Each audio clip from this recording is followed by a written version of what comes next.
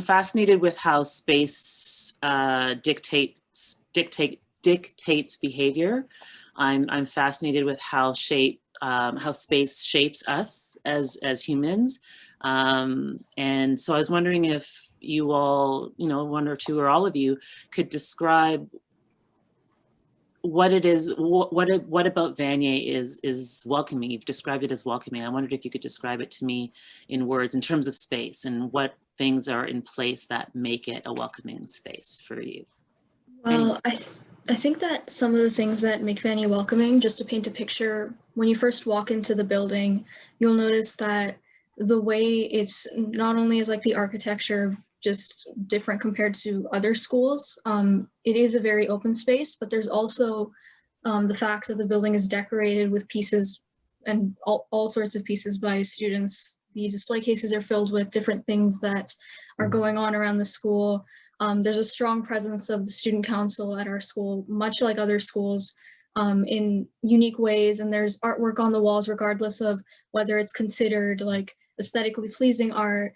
And there's just a strong presence of the types of students that are there at the time and have been there in the past. When you walk into the building, most of the time, first of all, you're greeted by this amazing, like large mural. And it's not something you would consider aesthetically pleasing art. It's not something you would see put up for the purpose of making the school look nicer. It's there as, it's very real. It's much like the students there. And when you're greeted by students at the school, which you most likely will be when you enter the building, you'll see that there's a very similar aura and there's a very similar demeanor amongst everyone. It's very, very, you won't feel judged when you first walk into that building. You won't feel like, oh my God, there's high schoolers in here, I need to worry. Rather, it'll be a more mature and welcoming space, and it's very, very open. And I think that's what makes our school special. Wow.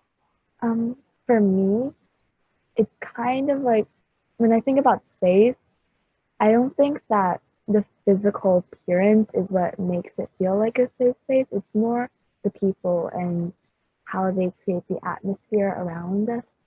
So from my experience, I join a lot of sports, and one thing that I've noticed for the most part is like, you'd think that sports can be really competitive, tryouts and everything, but for the majority of Vanier's teams, they're walk-ons. And coaches mostly care about, if you show up to practice, if you put the effort in. And I think that it kind of helps people feel included and just want to be there. Like, if I walk into the building, I hope to see someone that I'm friends with, that I have memories with. If I walk into an empty building, then it's not as welcoming. Yeah, if I were to just chime in really quickly, I really like Aisha's and Lou's points about the atmosphere as well. I've found that multiple times when I needed something while walking to school, students were like right there in order to help me and everything. And I feel like the whole, like, I guess, environment surrounding the students is that they're always willing to help those, people in the building. I've done it multiple times. I've seen other students do it multiple times. I've been helped multiple times. And, it doesn't matter what situation a student's in, they're always willing to help out other students or other adults in the building, whatever the situation, whatever the circumstances may be. So I feel like that also adds to it as well. Cool. So for me, I'd say, so at lunchtime at Vanier pre-COVID, so some kids in the cafeteria, some kids go to Plant Plaza, but a lot of kids would sit in the hallways just around the school. And sometimes I would just walk around the school and I would see just different groups of students hanging out. And it was just really interesting seeing how in a lot of the groups, it wasn't just one, you could tell there were different personalities there. There were different types of people from different backgrounds there. So it seems really welcoming and seemed like a community. So that's just what I see from Vanier. For me, Vanier is a second home. When you walk in there, it's like Lily mentioned, it's the people a lot of the time. When I first chose to come to Vanier, it was because I didn't like the other physical appearances of the other high schools. Like AY Jackson felt like a jail to me. I hated it. Sorry, but I How really dare disliked you? it. It's like Aisha mentioned, you're greeted by the students saying, not the logistics of the school, like here's the office setting and stuff like that. Mhm. And then obviously when you enter someplace new, you're afraid, but Vanier really gets kids out of their shells because you form meaningful and passionate friendships and also relationships with your teachers too. And I think that's what makes Vanier so special. We're a community, and more than a community, it feels like a family. And graduating this year will be the hardest thing ever because relationships in Vanier seem so important, and the relationships I've made here are ones that will last the rest of my life, genuinely. Hmm. I'm just going to interrupt for a minute. Hi, Mr. Caton, welcome. Thank you for that. Wow. You know, like I said, if I were someone who had just, you know, plopped in here from another planet and heard those descriptions, I would be so drawn and so curious to experience all of that for myself. I do believe, you know, that it's a combination of people and space. You're right. Like there is a media literacy sort of line of thought that says that, you know, we create space and then thereafter, or we as humans shape space and then thereafter spaces shape us. And it's really powerful to walk around a space and to look at how even architecture, some of you described, you know, the areas that are considered public or that are inviting people to sit, like all of that is very deliberate in architectural design. You can do a similar reading of the environment in any space that you find yourself, even in how a home is designed, or how an apartment complex is designed. What spaces are inviting people to take up physical space and to congregate and to form community. So it sounds like a combination of the physical structures, as well as the relationships that are so so important, that are combining to make your high school feel like a family. You I think it was Arub who said it's a home away from home, and that's a really profound statement to make, because our homes are meant to be our safe places, and they're meant to be places where we can commune with people and we can be ourselves. And you know, just that to me is such fertile ground for learning. So if you're telling me that that's how you've experienced school, that tells me a whole lot. Lily, something you mentioned about how I don't know if this is a policy at Vanier, but because a lot of the sports teams are formed with walk-ons, there's kind of this inclusivity that's built into the practice of forming a team. Is that something that just happens, or is it by policy that exists? I think it just happens. It also really varies on the sport. Mm. Like some that are tryouts are things like basketball and volleyball, but the sports that I play are rugby and ultimate frisbee, and we really like having big teams for those. Yeah, yeah, and the value system of a lot of those sports, I know for ultimate in particular, it's just a different set of values that go into the game. Like it's self-governed, I think, right? Mm-hmm. There's no ref. And so it sounds like that translates to how the team is actually formed as well. But that's not something small to overlook. Like, I think when I heard you say that, I thought that's an example of how rules and policies can either facilitate inclusivity, or, you know, do the opposite, and really make it difficult for people to feel like they belong. So that's pretty powerful. Are there any other examples of policies that you all feel are at work in your school that makes your school such a safe place or a place of belonging? Are there other subtle things that are happening? I'm just curious. I think this isn't as subtle, but our school is well known for being very diverse. We have lots of different people from different ethnic backgrounds, or we have students in so many different programs at the school. And so because of that, we often find ourselves trying our best to make our councils and our teams and our clubs as diverse as possible.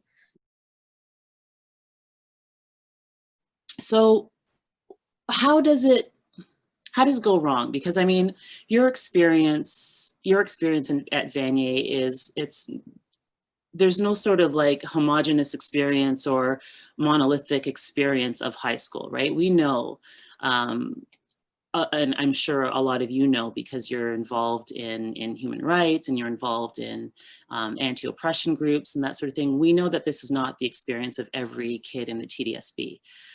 We know that there are places that don't feel safe. We know that there are policies.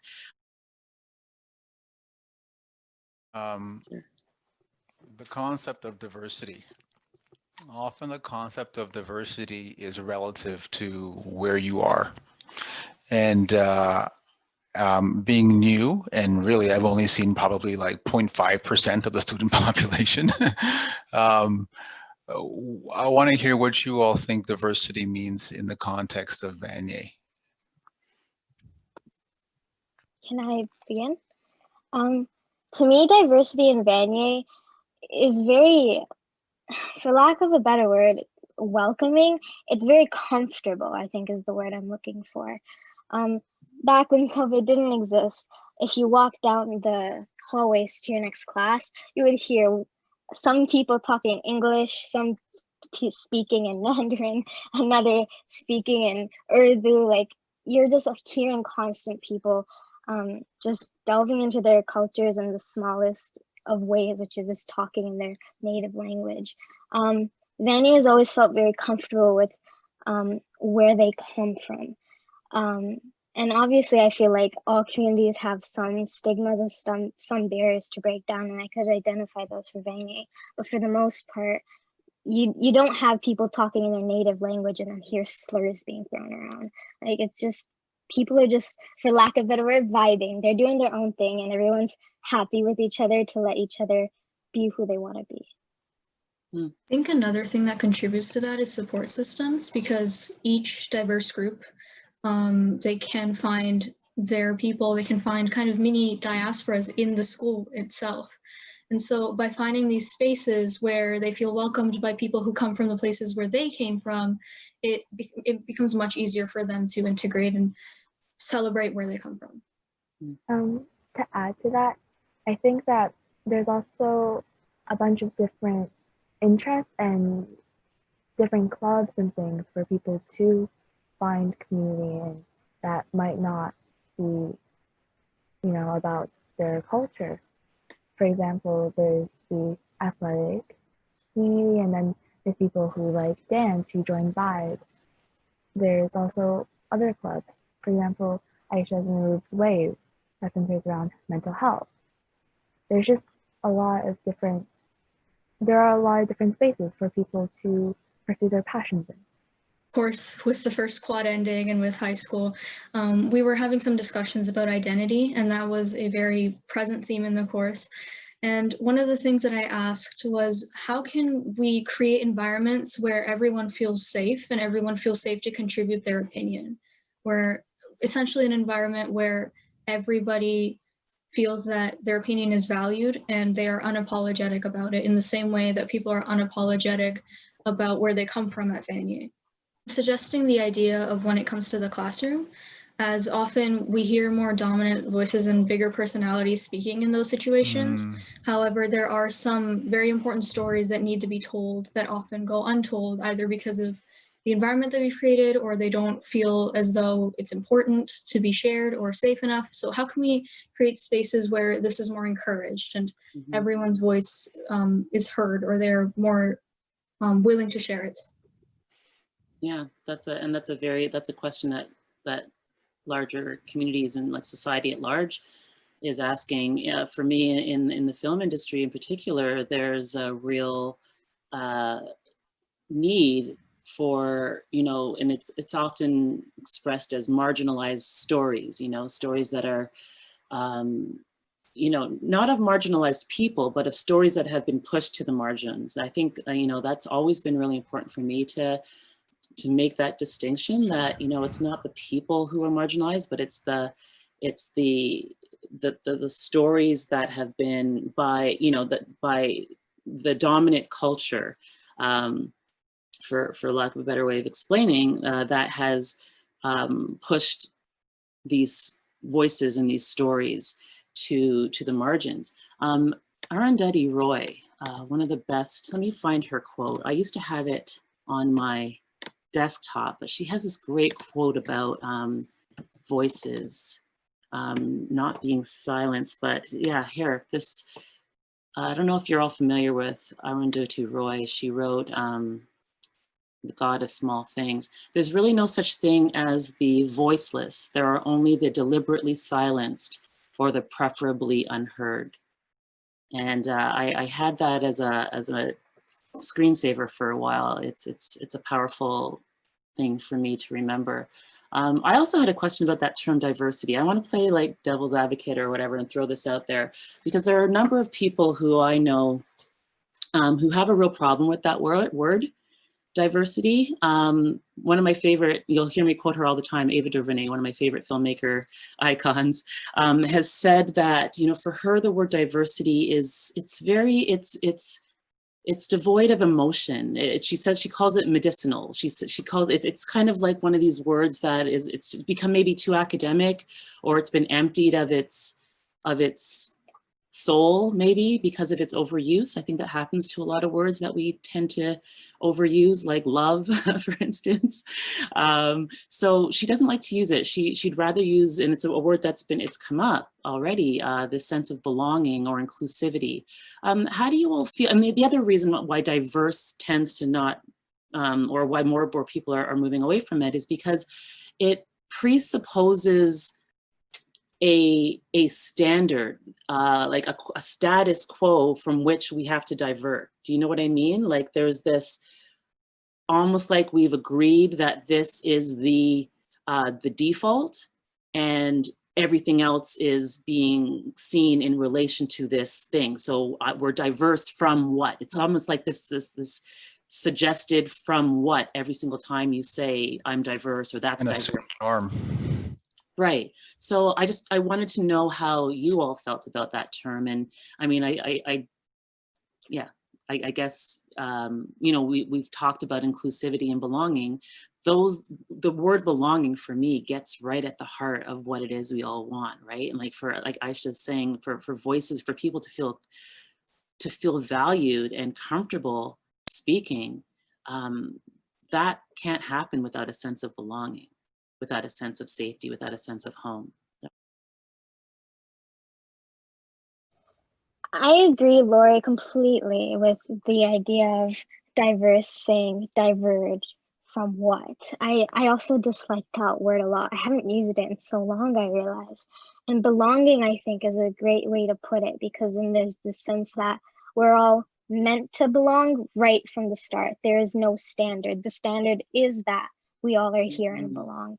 And the thing we were talking about in class that came up from our Kim's convenience discussion was this idea of what does belonging even mean? Or what does, for example, being Canadian even mean? Where you have so many identities. Where do you truly belong? Is there a place to truly belong? Is there one anchor or foundational identity that we have that gives us structure and a safe space to fall back onto? And the way I described it was, I have no clue what it means to be Canadian. Canadian feels like, what is it? Multicultural? Is it, oh, we're so accepting of everyone? What is Canadian? Canadian could be the Western version, where you have that nuclear family model. You have dinners every night and a whole structure. Or it could be, oh, I come from somewhere other than Canada. What exactly is it? And the way I put it was my identity struggle, where I am Canadian. I was born in Canada. This is what I associate with. But then I don't have that nuclear family model. I have a lot of my culture within me. But if I go back to Pakistan, where my parents came from, I'm the outsider there. But when I'm here, the place I'm born, there are also times when I am again the outsider because there's so many things I can't relate to. So out of those two, where do I belong? Do I need to have a place of belonging? And where do I even go from there? So it's just this real identity struggle that I think a lot of us go through, especially during our teen years.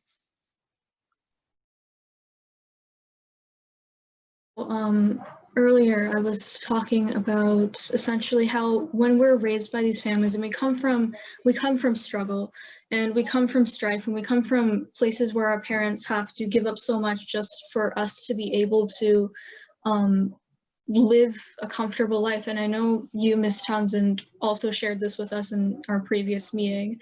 But essentially the idea that everything we do and everything we strive to be in terms of our careers, our parents tell us to get as close to the white man in society as possible, to reach the highest tier. And they suggest careers that are very high paying and very high status, and often careers that are really difficult to achieve in order to kind of equalize us in areas where we can't be equalized in terms of race. And so this kind of idea of pushing ourselves to be as close to the status quo or what is considered privileged instead of actually dismantling systems that create this form of privilege. I think that's very interesting, that we come from a place where our struggle is to survive, and our priority isn't to create change. Our priority is to fit in and assimilate and just be able to live in a system without struggling as much as our parents may have. Hear my mom talk about Jamaica and even her reverence that she still has for the Queen and for anything royal.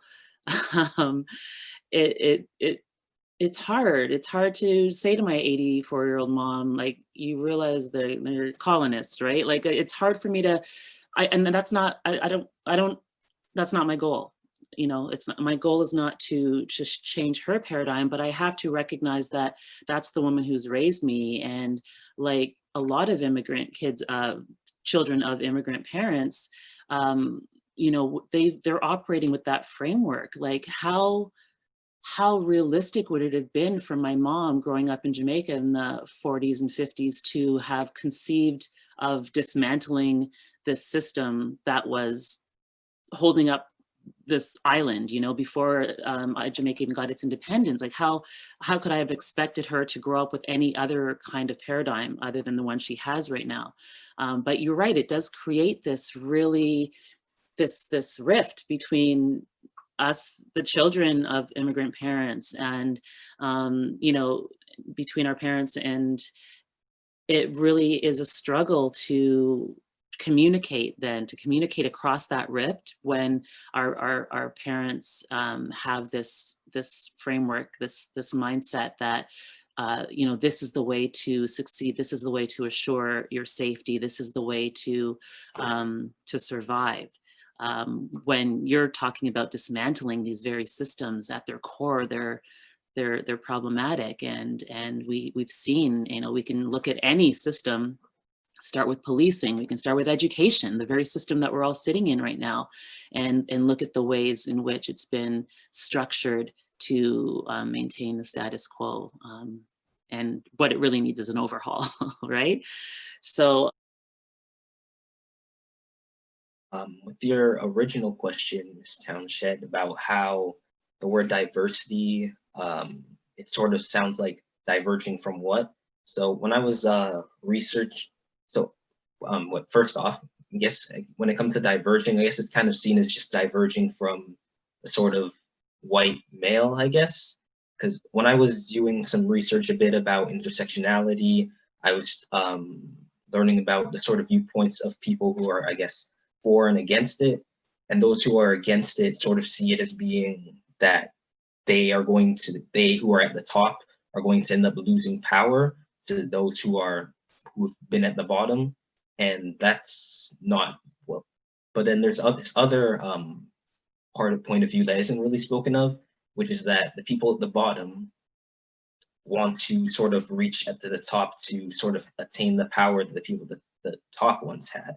And that's one of the issues that sort of comes into play when trying to create a sort of more equal system or a more welcoming community. It's that there's this sort of conflict between the two groups. And it's like, if we were to sort of address that more, then it could be better dealt with. But like acknowledging that you know, that people will have to give up power. right. That these fundamental shifts that we're talking about will necessitate a redistribution of resources, and some people will have to give up power, hand over the mic, you know, or share, you know, share space, and that's a hard thing for folks to contend with, to accept.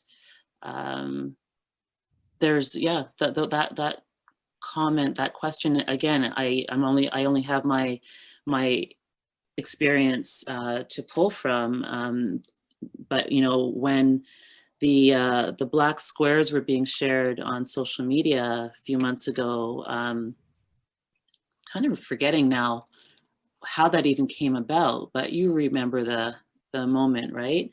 It was about institutions acknowledging that they haven't been as inclusive as they can be or should be, and so they were pledging by posting a black square on their social media that they were going to be extending invitations to more Black people and bringing more Black people into the fold for whatever. And in the case of film, it was like on sets, right?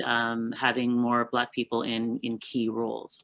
And I have a lot of friends and colleagues in the film community who are still, you know, kind of waiting to see the change materialize, because it's a lot. I mean, and there are some, you know, people, really powerful people at the helm of like these organizations that are responsible for putting 95% of what you see on TV. Kim's Convenience, for instance, CBC, you know, these are organizations that have long histories of just doing things the way things have always been done. And to think that there are going to be people being asked to step down and reshuffling and sharing power and sharing the mic, it's really difficult for a lot of people to accept that has to happen. But then there's also this term intersectionality, this framework for understanding that oppression doesn't just hit in one, like from one angle.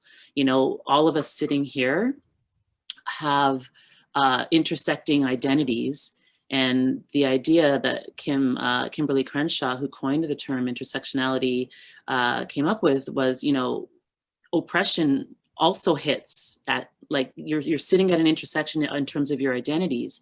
I'm a woman, I'm a Black woman, I have a female partner, so I identify as lesbian, I'm a recovering Baptist, you know, grew up in the church, whatever. There are so many different things that make up who I am, right? Filmmaker, teacher, and there are different ways that oppression kind of comes at me. I'm sitting at this intersection. It's a framework for understanding how I experience the world. And it involves having the language to be able to describe that, you know? Like, I don't just show up to my classroom as a teacher. I'm bringing all my identities, all those intersections, all those hyphens with me. And, you know, sometimes it's hard. Like, I've been in situations where I'm like, did that person just talk down to me because I'm Black? Or did that person talk down to me because I'm a woman? Or did that person talk down to me because they know that my partner is a woman? Like, you know what I mean? Like, there's just, you're constantly looking at the world through this lens of intersectionality, and it just makes it even more complex and hard to understand. But I just want to mention something that on this topic, it's about the power and who has power and who doesn't. And I think part of where we tend to frame things as a zero-sum game. And it doesn't have to be, right? Like there's this belief that there's only this pie and everyone's got to have a piece of this pie, and there is no more pie. But I don't believe in this scenario that that's actually true.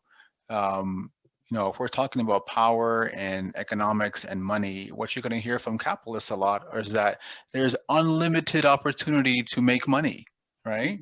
There's no hard cap that you can only make so many trillions and there's no more money. They'll print more money.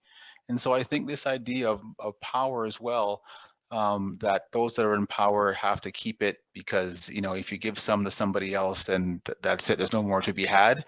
I think that's a real false narrative that's put out there. I think we've seen that when we collaborate and when we share ideas and be inclusive, so much more is done. We actually expand what we think is possible. What we know to be possible continuously expands.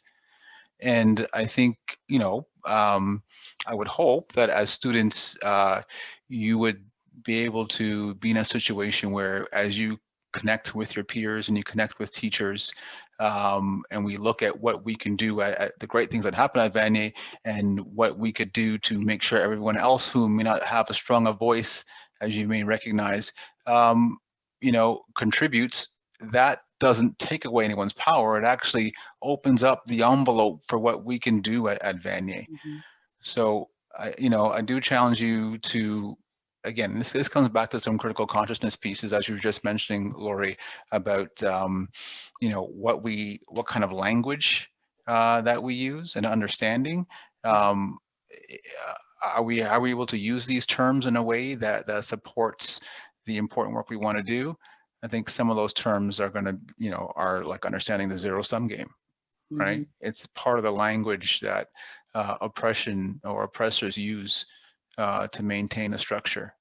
It doesn't have to be there. I feel like it's not just sometimes teachers thinking that we're incapable of it. And I don't mean this as insult to anyone, but sometimes teachers aren't capable of talking on it. They don't have that training. They haven't really been exposed to it, their own biases. Sometimes it's not about what the students can handle. Sometimes it's about what the teachers can handle.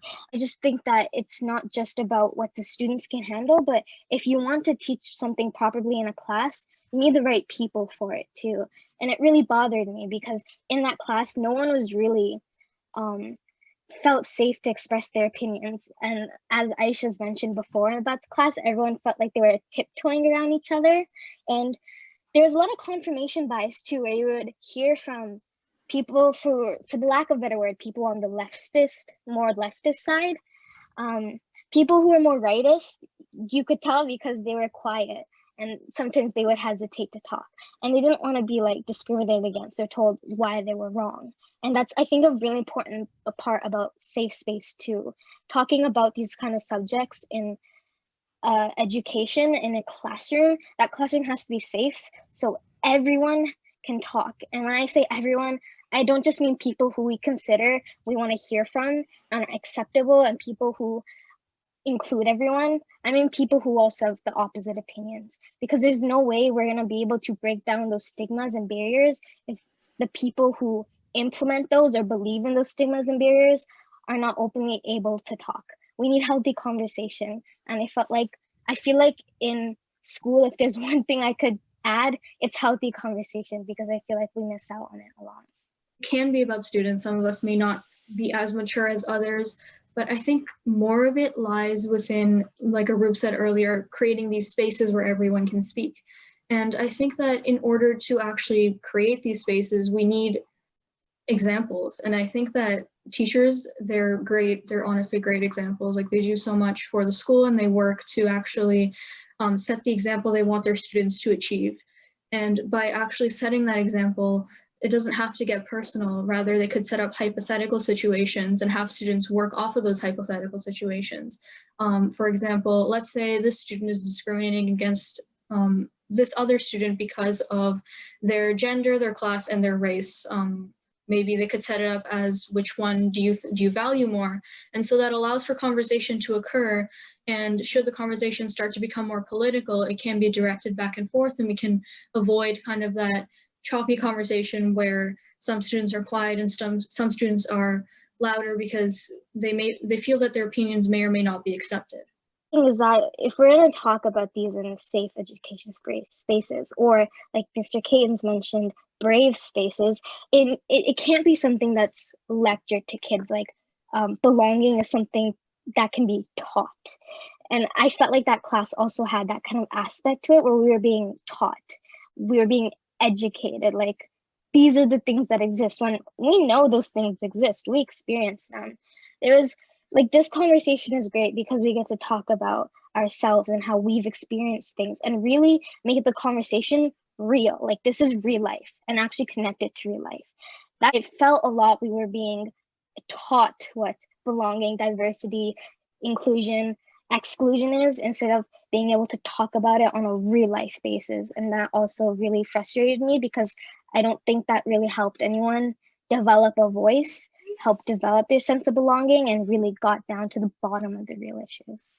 Really quickly, I actually came up with something. So it's actually very similar to what Arup had just said. I feel like in a course like social justice, or a course where you talk about these issues, you can't really have a rigid lesson plan. You can't say, okay, you know what, today we're going to talk about this, today we're going to talk about this, and then, you know, midway through you're going to switch topics. I feel like it should be a lot more freer, and, you know, as Aisha said, I feel like it should be very, it should be more hypothetical situations where you can freely express what you value more, what you think is right.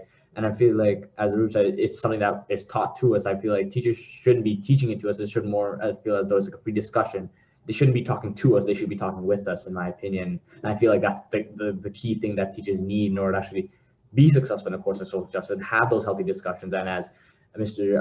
Caden put it and Arup put it, apologies, it's like the first step that we need to take in order to create these safe and brave spaces, in my opinion. I think there's this pressure on teachers that when they're teaching inclusivity and belonging, that they could teach the wrong things. They could teach kids to be less inclusive or whatever. That's a huge pressure. And like, any teacher who could take on that, I applaud for their bravery and strength in that, because they're a human too. They have flaws, and having a group of individuals who are so young and so influenceable, for lack of a better word, that's really stressful. And I can only imagine how difficult it is to even come up with any semblance of a lesson plan for that, or to just integrate these types of discussions into the courses that already exist. Because, for example, the way Ms. Davidson has done this class, where she's integrated inclusivity and diversity, is beautiful. I think it was so well done. That's what led us to have this conversation here today. And I think that speaks volumes. And I think to be able to connect subjects which some kids feel like they won't need in their life to real life things in all of these different types of ways, I think is so valuable. And I think maybe that might be the approach we should go with, because it feels a lot more useful to me. What you've just described, Arup, like, and Mikhail and Aisha, you're all speaking about what is at the heart of, and I'm a media literacy, we're the people who went like a disciple, okay? Like, I'll admit it right now. I as a teacher, I didn't want to take additional qualifications for any, things just didn't, other subject matters didn't really appeal to me. When I found the media literacy specialist, and I realized I could take 3 parts, and I found my tribe. I found people, I found educators who get everything you just described, because they understood first and foremost that the approach of teaching, where I'm the sage on the stage and I'm going to fill you up with, you know, these empty vessels, I'm going to educate you, that way of thinking has no bearing on the philosophy of education when it comes to the people I met in my media literacy courses, the professors and people I had a chance to talk to. And so the belief is that the student is you're bringing your lives and your lived experience to the table. That is the stuff of that's the stuff that makes the learning come alive. We're acknowledging first and foremost that we are human beings bringing ourselves to the table, bringing experiences, bringing wisdom, bringing nothing that can be replicated or talked about, or found in a history book or a textbook. That's number one, is understanding and believing that fundamentally, that your children, this kid sitting in front of you in your classroom or on your screen, are not empty vessels. You're bringing so much to the table. And then how you described the lessons. I mean, having open-ended lesson plans, having choice, having the opportunity for students to make those connections across curricula. Like, all of this is what, a lot of, probably a lot of white men have been writing about in books about, revolutionary education for a long time. This is how we teach to transgress, right? This is how we teach in order to empower. And I'll tell you, like, a lot of my colleagues are scared of it. And you're very, very insightful, Arub, to pick up on this. There is pressure, and it often comes from the board or from, curriculum documents or from administration, and Mr. Caton knows this, right? Like, there are mandates that get pushed down on teachers, and these are the things you have to teach and the way you have to teach them. And, personally, it wasn't until I found my people in media literacy who were like, this is the way you do it, and still play the game, but you aren't really playing the game. You know what I mean? Like, you're still going to get a mark in media literacy and reading and writing and oral visual. But my classroom isn't taught in silos. Just because the report card is divided into those sections, that's not the way I can teach, and like, for instance, today, grade 8, we had a lesson on the name Egerton Ryerson came up in the textbook. In grade 8, your history, you're learning about pre-Confederation and the beginning of, country as we know it, and what a hero Sir John A. Macdonald was, and blah, blah, blah, right? So the name Egerton Ryerson comes up, and I couldn't just bypass that name without talking about the fact that 3 months ago, the Ryerson statue was spray painted in bright pink paint by BLM protesters with a flag on top of it that said, tear down statues that are monuments to slavery and colonialism. We had to talk about that. Is that history still? Well, I don't know.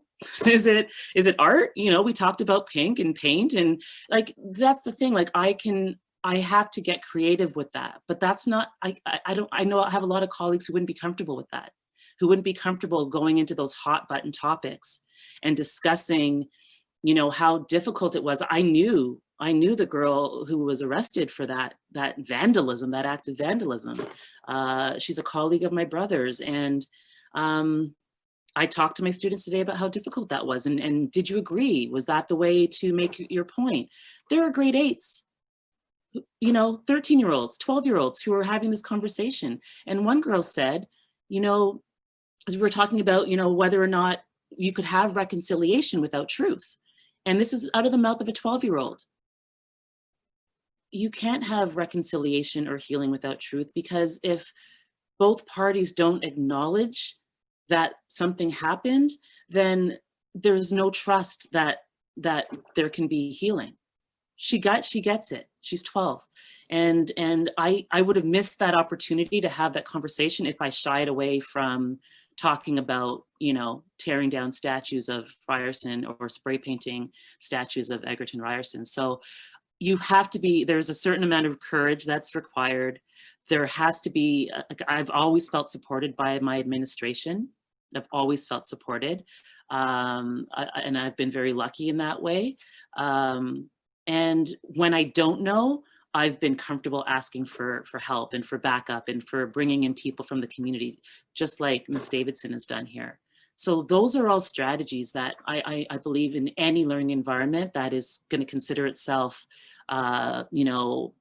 progressive, radical, anti-racist, anti-oppression, culturally responsive, all of these buzzwords, these are some of the things that have to be in place. And you all nailed it. You all picked out some of the more really fundamental and important parts of how curriculum can reflect the values that we talk about.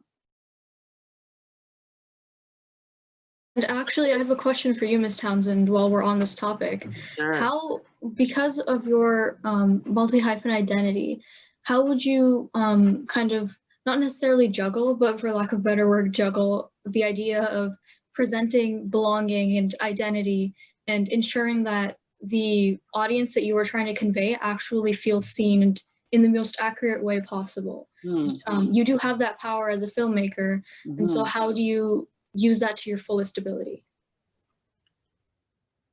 The word integrity comes to mind, and I, as a storyteller, and as someone who has been entrusted with someone else's story, to bring someone else's story to the screen, and it's not just one person's story; it's a collective. Like I have to be able to say to my audience that I had consent, first of all, that this agreement that I went into in telling somebody's story, that it was I went into it with that person's full knowledge of my intentions, and that it was a consensual agreement from the beginning, from jump, and that the process of learning that person's story, the process of documenting that person's story, was always done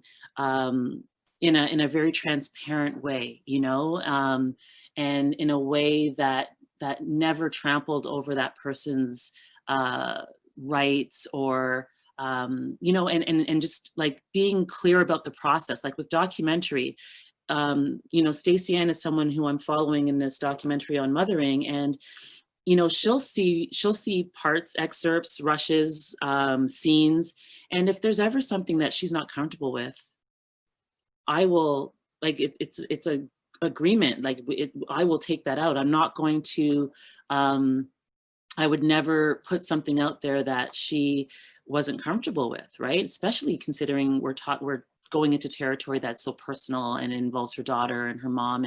And so that's an example of how, at least in documentary film, I can stay, I can say that my process is rooted in my values,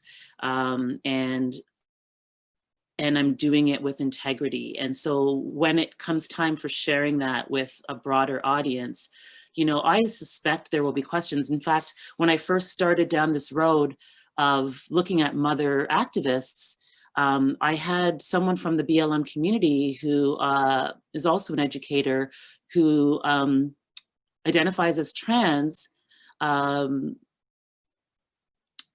say, who's a parent, say, this idea of mothering, like it's very gendered, right? And this person asked me, how was I prepared to sort of, I guess, answer the question why maybe like a trans parent wasn't included. This was when it was more going to be like a profile of motherhood, and we were following like 4 different moms.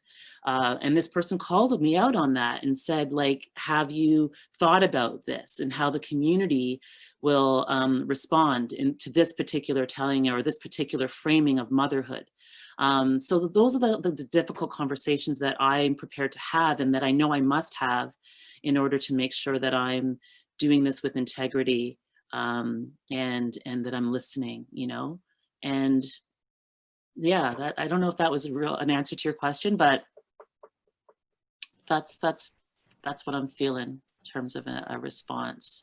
I think that everything you said was so important, because when it comes to ensuring that everyone feels comfortable and that you are trying to convey their story in the best way possible, it needs to be transparent with them. And it goes both ways, because you do have that power as a filmmaker, but you need to ensure that in terms of morality, you don't abuse that power. And I think that you answered the question beautifully.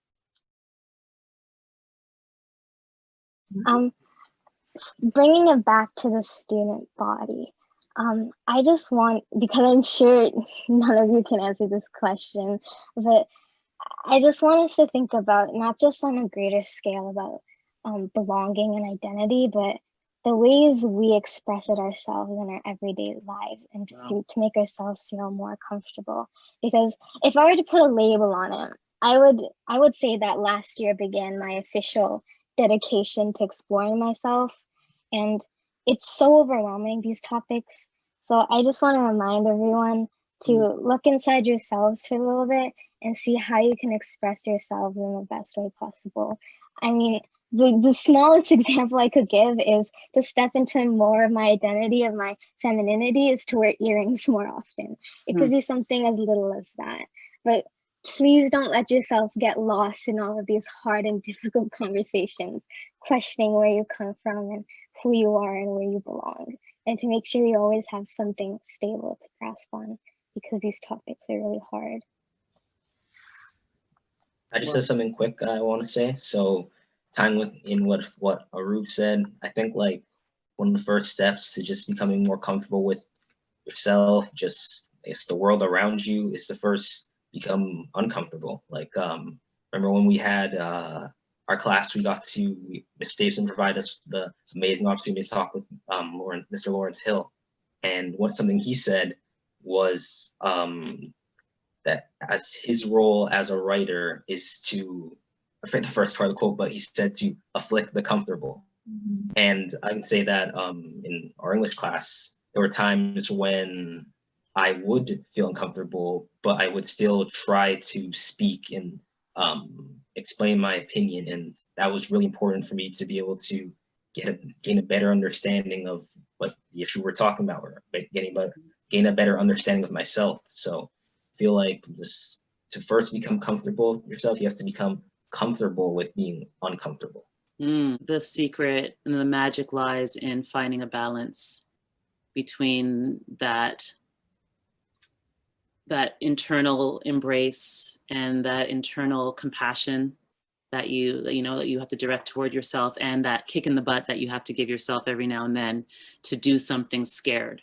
Do it. I think it was Will Smith the other day on his Instagram. He was like, something scares you, just do it scared.